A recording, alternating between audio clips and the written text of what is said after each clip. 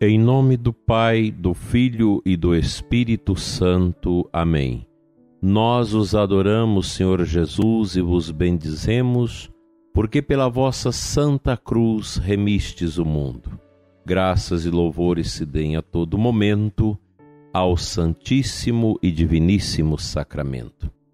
Inicio com você, prezado ouvinte, nesta manhã abençoada de quinta-feira, hoje 24 de março, nossa meditação matinal, suplicando ao bom Deus que nos auxilie com seus favores divinos, para que tenhamos uma quinta-feira na luz, uma boa adoração ao Santíssimo e os corações profundamente voltados para as riquezas incomensuráveis do mistério da redenção de Cristo que nos salva.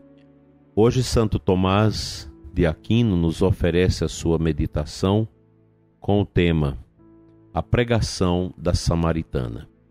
A mulher, pois, deixou seu cântaro e foi à cidade. João 4:28. Após ter sido instruída por Cristo, a samaritana fez trabalho de apóstolo.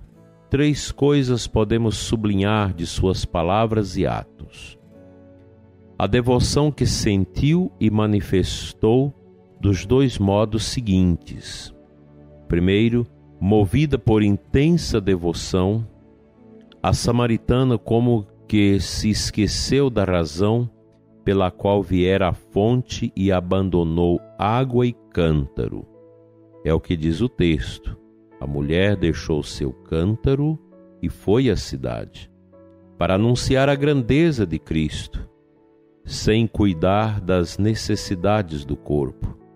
Nisso seguiu o exemplo dos apóstolos, que após terem tudo deixado para trás, seguiram o Senhor.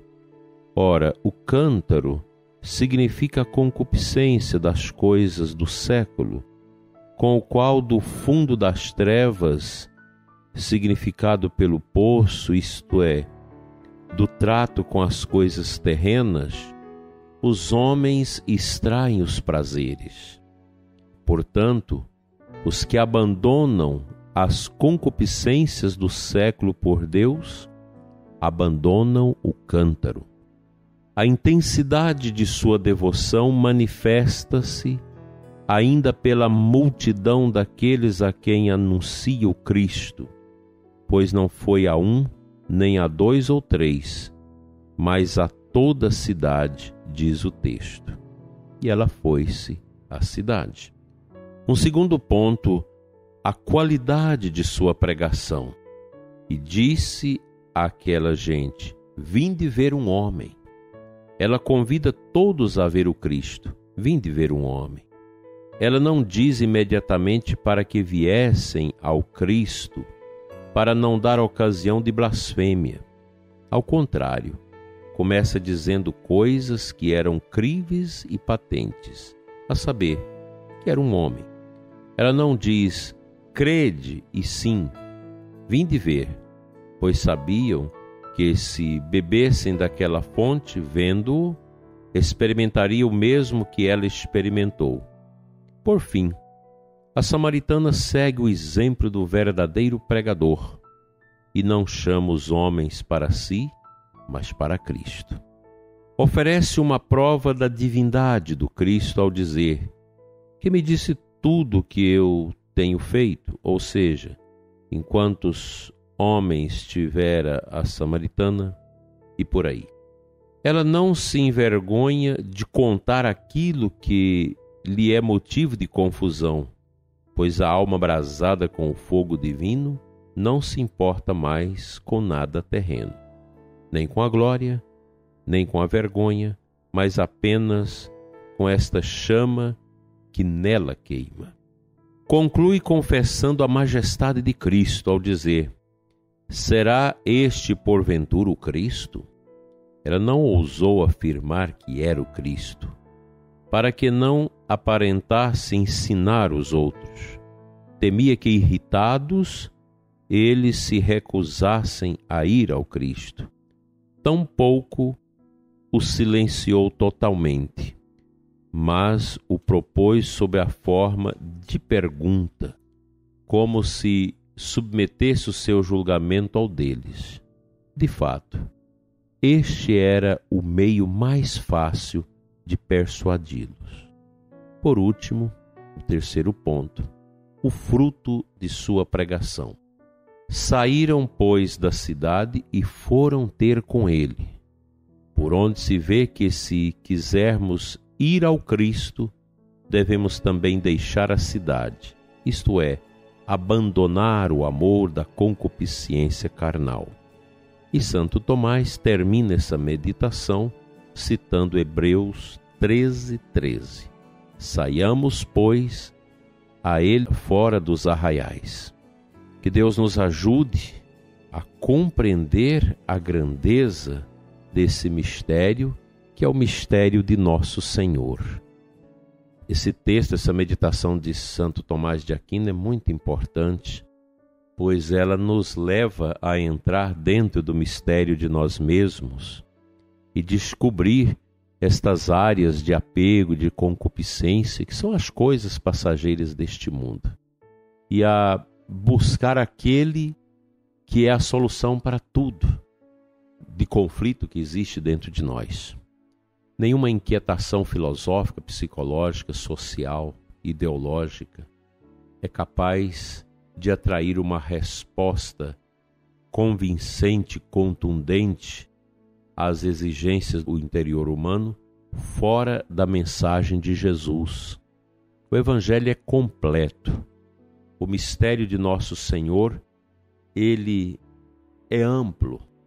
Ele atende a todos os ditames de inconveniências que existem dentro de nós. É maravilhoso meditar sobre isso.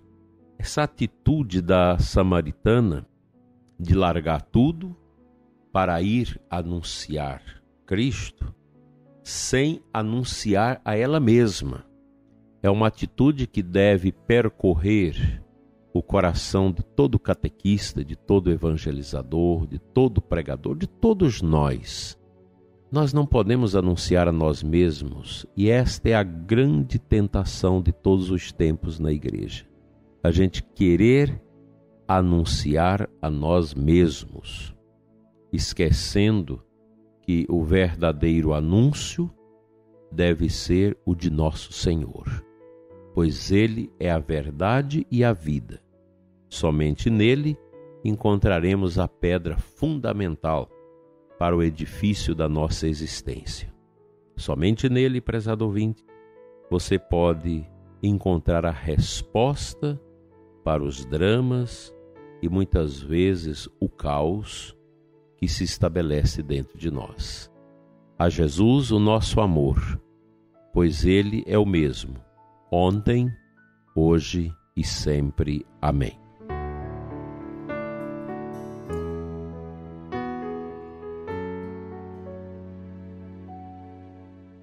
A liturgia desta quinta-feira apresenta a primeira leitura de Jeremias 7, 23 a 28.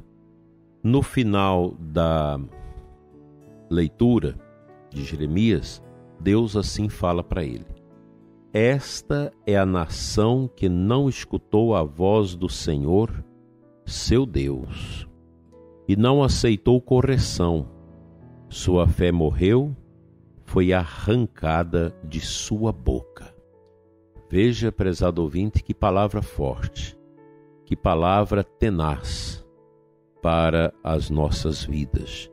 A Quaresma é uma oportunidade para a gente escutar esta voz de Deus, que é uma voz que clama por esta justiça. Esta nação não escutou a voz do Senhor, seu Deus. Não aceitou correção. A gente vê isso. Uma nação que se diz cristã, mas que tem movimentos tão fortes para apoiar o aborto, a destruição da família, a quebra dos valores cristãos, tantas incursões, por exemplo, das autoridades para não deixar trabalhar nenhum aspecto cristão dentro das escolas. Volta e meia escuta, juiz de tal lugar proibiu que se use a Bíblia na escola. Proibiu que se fala de qualquer tema ligado à Igreja Católica dentro da escola. Então, nas nossas escolas, só é permitido falar contra Cristo, contra a sua igreja.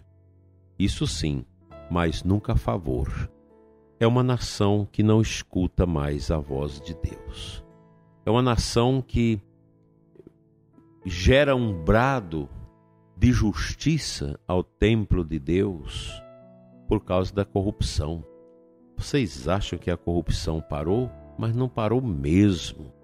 Ela está aí, no subterrâneo da nossa sociedade. Pessoas que roubam dos seus patrões nos seus trabalhos, patrões que sonegam aos direitos de seus trabalhadores, políticos que têm bonitos discursos em favor do povo, mas que na surdina sabe apenas defender os seus interesses, seus desejos de possuir cada vez mais, de ter cada vez mais, mas sem aquela preocupação de ser, na luz da verdade, aquilo que Deus quer que todos nós sejamos. Que Deus tenha piedade de nós, piedade desta nação que não escuta mais a voz de Deus, que não aceita a correção, porque a sua fé morreu, foi arruinada pela sua boca. Não basta dizer que ama a Deus, mas é preciso demonstrá-lo através das virtudes, sobremaneira da caridade.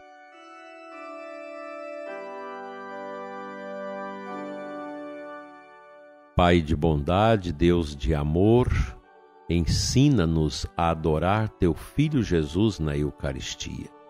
Senhor nosso Deus, conceda-nos a consciente virtude de nossa fé, de que nós podemos alcançar tantas bênçãos através da adoração ao Teu Filho Jesus nos altares de nossas igrejas. Dai, Senhor, a mim e ao ouvinte que ora comigo nesta manhã, o desejo de Te adorar. Abençoa, Senhor, cada ouvinte que nos escuta, os que estão no mundo da política, no mundo do judiciário, no mundo do legislativo, os empresários, tantas pessoas que escutam esse programa e reza conosco nestas manhãs. Abençoa cada irmão, cada irmã, de longe e de perto, pessoas simples e pessoas também de grande importância na sociedade. E juntos possamos dar a Deus aquilo que é direito dele, a nossa submissão à sua santa vontade, agora e na hora da nossa morte. Amém.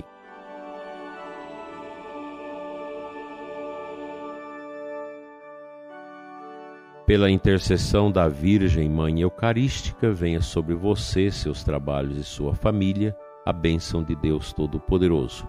Pai, Filho e Espírito Santo. Amém. Até amanhã, com a graça de Deus.